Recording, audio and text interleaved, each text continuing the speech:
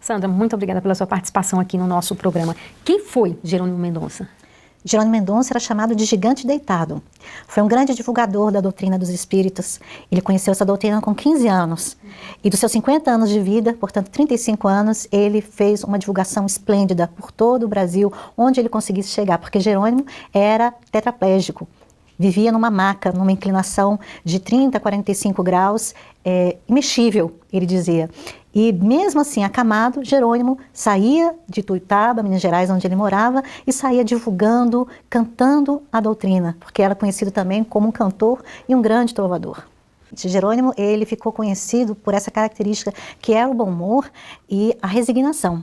Então, no capítulo 5 do Evangelho segundo o Espiritismo, né, bem-aventurados os aflitos, aquele motivo de resignação, nós achamos assim que Jerônimo sabia aquilo de cor, porque ele era exemplo dessa pessoa que se sustenta na fé. Um espírito comprometido, ele mesmo falava que teve no seu processo evolutivo, grandes dificuldades morais. E numa única encarnação ele aceita resgatar muitas dívidas, podemos dizer assim, que não eram nem provas, era um caudal expiatório. E Jerônimo, então, resolve passar pela dificuldade da artrite reumatoide severa, que fez com que ele fosse acamado. Aos 16 anos de idade, ela chegou.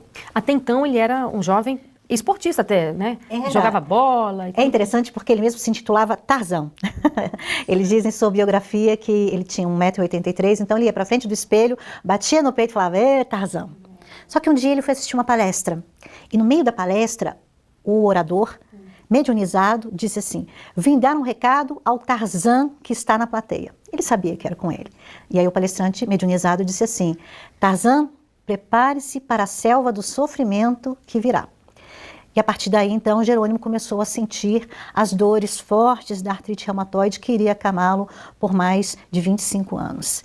Ele passou pelas muletas, pela cadeira de rodas, mas depois ficou 25 anos numa maca, pregando a doutrina e tendo disposição e bom humor para atender as inúmeras pessoas que o buscavam, inclusive com caravanas, saindo de vários estados. Lembramos o Chico, quando nós dissemos a ele, e naquela noite a nossa voz era outra, porque o nosso cardiologista havia nos intimidado.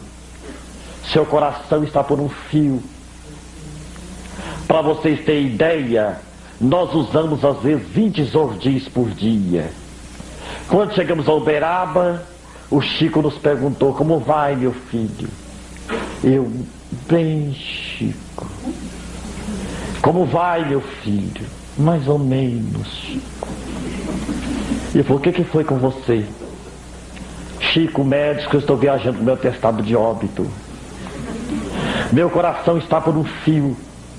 Ele sorriu e disse assim, ah, benditos fios. Existe fio de nylon, fio de aço. Porque o Emmanuel está nos dizendo que o trabalho no bem engrossa o fio. Por isso que às vezes o cidadão já era para partir, mas está com um fio grosso ainda. Parece teimosos, mas é o bem. É o trabalho no bem que nos sustenta o fio.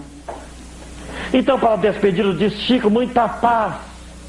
Ele falou, corta o Z. Muita paz. Quer dizer, mais serviço. Então, que alegria para nós, dentro do ambiente espírita, a bênção desta fé que nos encoraja, esta fé que nos anima, esta fé que nos impele para frente, que nos dá a alegria de viver e o privilégio de servir. Esta fé que nos libertou do medo da morte e mostra que morte é vida. E eu me lembro de uma trova do Cornélio Pires que diz assim, no túmulo de João de Souza, li a seguinte inscrição, no túmulo de João de Souza, aqui finalmente descansa quem nunca fez outra coisa.